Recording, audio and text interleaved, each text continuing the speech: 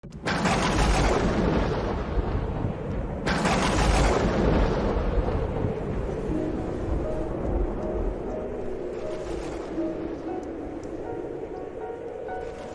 sábado entró Jesús en casa de uno de los principales fariseos para comer, y ellos lo estaban espiando.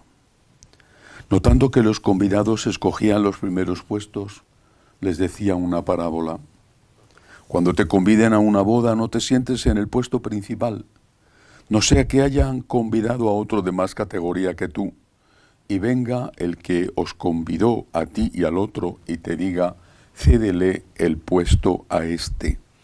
Entonces, avergonzado, irás a ocupar el último puesto.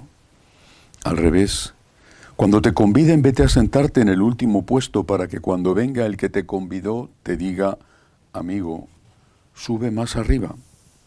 Entonces quedarás muy bien ante todos los comensales, porque todo el que se enaltece será humillado, y el que se humilla será enaltecido. Palabra del Señor.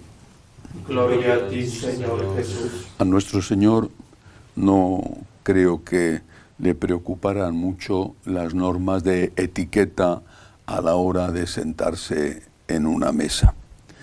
Si habla del sitio que tenemos que elegir en caso de ser invitados, lo hace para llegar a la última frase de este fragmento del Evangelio de San Lucas que he leído.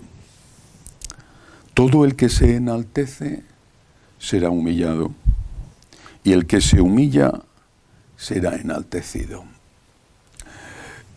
Estas frases de Jesús hay que verlas con mucho cuidado, porque una palabra cambia el sentido de la frase.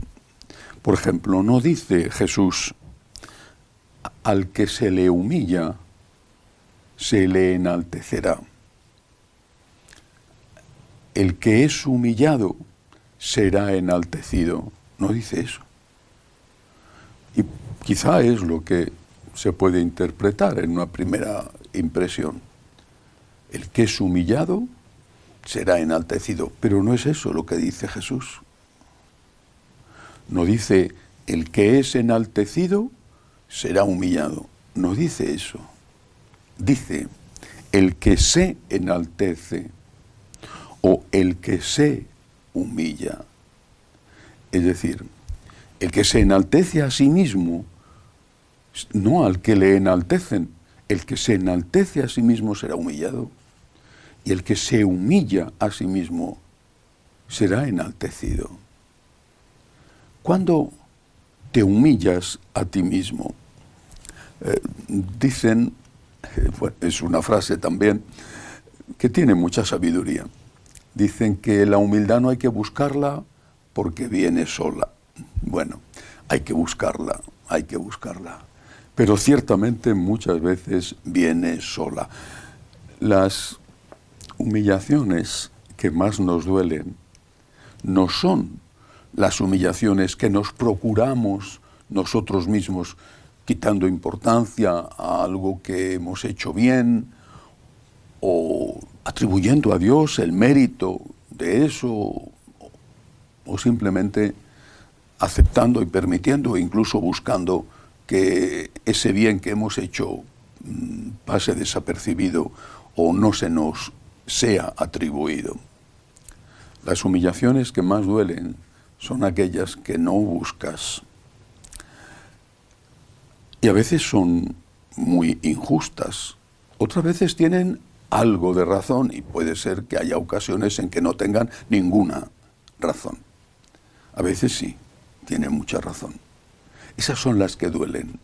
No las que te procuras a ti mismo, sino las que te hacen en contra de tu voluntad. A veces por sorpresa, incluso en ocasiones por parte de personas que quieres muchísimo y que eso no te lo esperabas. Esas son las que duelen. Y yo creo que de esas son sobre todo de las que tenemos que tener una especial atención, porque es a través de ellas que nos viene la verdadera humildad. La humildad de ser maltratados, de no ser reconocidos. El que se humilla significa aquel que las acepta. No me refiero a que no haya que defender los justos derechos, y sobre todo si los justos derechos están en el otro que está siendo injustamente tratado. Eso es distinto. Defender los derechos del inocente, de la víctima, eso es obligatorio. No es algo que esté reñido con la humildad. Incluso si a ti te tratan injustamente, también tienes derecho a una defensa justa. Pero la humildad no está reñida con la defensa de la justicia, porque mientras tanto a ti te han humillado, te han quitado el honor o han desmerecido lo que tú has hecho. Te han maltratado verbalmente o te han maltratado poniéndote en un lugar secundario, no cuando a ti te parecía que tenías que estar en un lugar más destacado, sino cuando de verdad tenías objetivamente que estar en ese lugar más importante. Ese es el momento de la humildad.